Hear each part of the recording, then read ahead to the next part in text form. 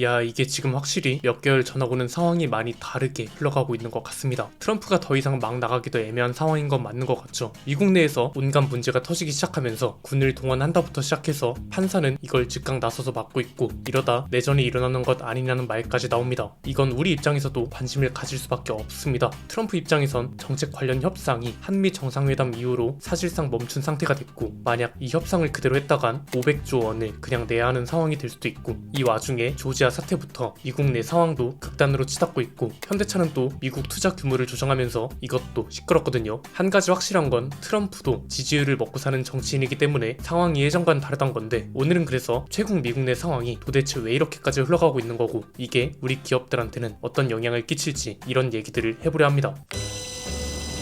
진짜 맞아?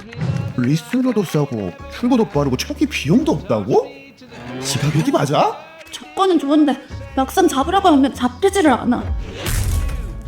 광고만 믿고 차 구매한 사람들이 손해를 엄청 많이 보더라니까? 그래서 우리가 만든 게 BPD 오톱. 우리가 약속한 건 간단해. 국내 최저 수수료는 기본이고 견적서도 숨김없이 투명하게. 신차 검수부터 신차 패키지까지 우리가 다 준비했어. 누구보다 많은 차를 리뷰한 BPD가 이제 시동 거는 순간까지 책임질게. 리뷰 끝, 출고 시작. BPD 오토.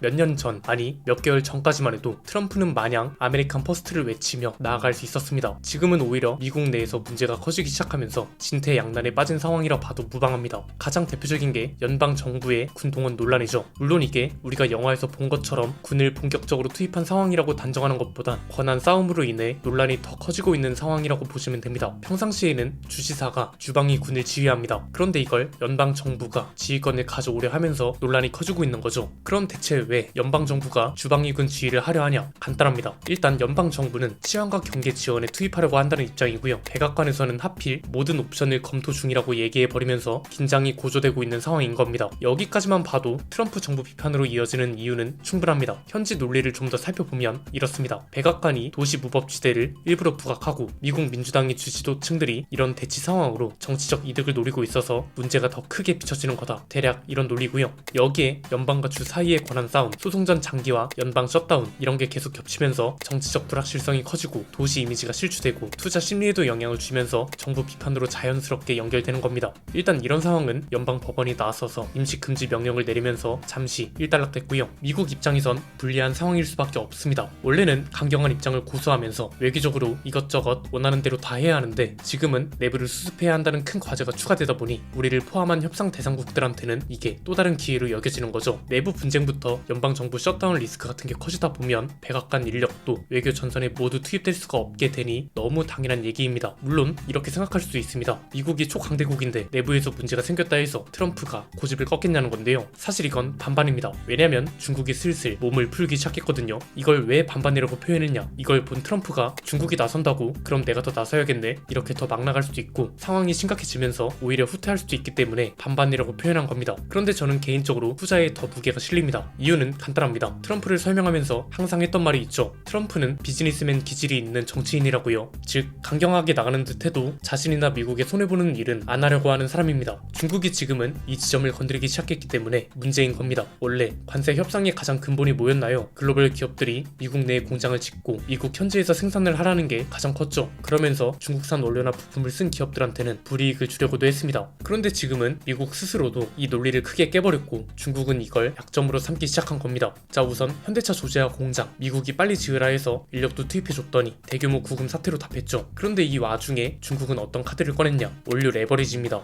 원료 레버리지라는 건 뭐냐? 간단합니다. 현실적으로 중국은 히토리를 비롯한 배터리 원재료 산업에서 지배적인 비중을 차지하고 있었습니다. 올해 10월 들어서 어떤 말을 꺼냈냐면 배터리 관련 수출을 통제하고 정기화하겠다고 발표했습니다. 이게 언뜻 듣기엔 이제 수출을 못하게 하나? 이렇게 들리잖아요. 그런데 오히려 반대입니다. 중국에 지금 전기차나 배터리 공장이 많잖아요. 이 회사들이 중국에서 생산해서 해외로 수출을 하려면 정부한테 수출 허가를 받으란 소리거든요. 이게 중요한 이유가 수출 허가를 늦게 해주면 물량 공급이 늦어지고 물량 대응을 못하게 되면 기업 입장에선 당연히 손해잖아요. 그럼 수출 허가를 어떻게 하면 빨리 받을 수 있냐? 중국산 히토가 미량 포함될 경우에도 수출 허가 요구가 가능하다고 합니다. 즉 우리 수출 허가 잘 내주고 중국산 원재료 사용도 그렇게 강제적으로 많이 안 해도 되니까 미국으로 가지 말고 인건비도 저렴한 중국으로 와, 이런 겁니다. 이게 통할 수 있는 이유는 뭐다? 배터리용 원재료는 특히나 중국 의존 의존도가 지배적입니다. 중국이 직접 낸 공고에도 보면 리튬이온 배터리, 양극재와 음극재, 배터리 관련 장비와 기술, 히토류 및 자석 품목, 그러니까 딱 전기차와 배터리 관련된 것들을 수출 허가 대상으로 넓혀줬습니다. 이 대목에서 이런 질문이 나올 수 있습니다.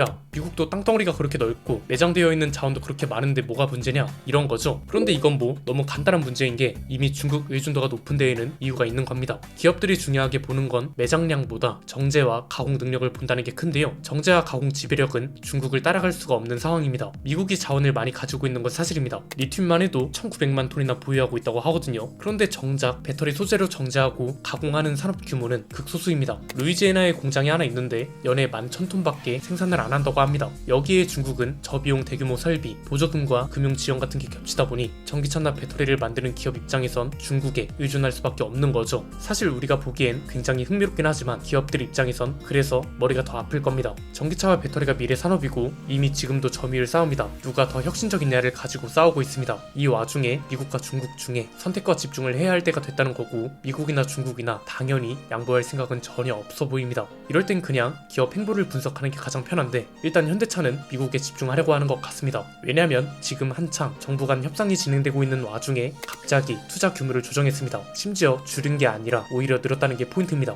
지금 가장 큰 문제가 아주 단순하게 말하면 미국이 원하는 대로 우리 정부가 곧장 협상을 끝냈다. 그럼 당장 500조 원을 일시불로 내야 한단 말이죠. 이게 현실적으로 불가능하기 때문에 계속해서 물밑 협상이 진행되는 거고 일본에서도 협상을 엎으려는 움직임이 생기고 있는 겁니다. 그런데 오히려 현대차는 선투자 약속을 했다는 거죠. 그리고 투자 규모도 기존 210억 달러에서 260억 달러로 늘려버렸고요. 명분은 로보틱스 시설을 신설하고 미국 생산을 늘리겠다는 건데 이게 정부 입장에선 당연히 난감할 수도 있습니다. 한창 협상 중인데 갑자기 미국한테 좋은 패를 줬다는 거니까요. 그런데 기업 입장에선 또 리스크 관리를 안 할 수 없잖아요. 이게 약간 정치적인 협상 내용은 언제든지 바뀔 수 있지만 제조 경쟁력은 빨리 축적할수록 좋은 거라서 그런 게 아닐까 싶고요. 일단 지금 이 모든 사안들이 섣불리 결론을 내릴 수 없는 상황인 건 확실합니다. 지금 이 영상을 만들고 있는 시점에도 뉴스가 쏟아져 나오고 있고 하루가 다르게 방향도 바뀌고 있습니다. 확실한 건 트럼프가 예전보다 난처한 상황인 건 맞다는 거라서 이걸 우리나라를 포함한 다른 글로벌 국가들이 어떤 카드를 꺼내고 기업들은 어떻게 대응해 나갈지 계속 지켜봐야 할 때란 거죠. 여러분 생각은 어떠신가요? 트럼프가 계속 이렇게 나가다간 불리한 입지만 키우게 되는 거 아닐까요? 댓글로 자유롭게 의견 나눠주시면 감사드리겠습니다. 오늘 내용은 여기까지입니다. 내용이 유익하셨다면 구독과 좋아요 알림 설정 부탁드립니다. 지금까지 저는 안피디였습니다. 감사합니다.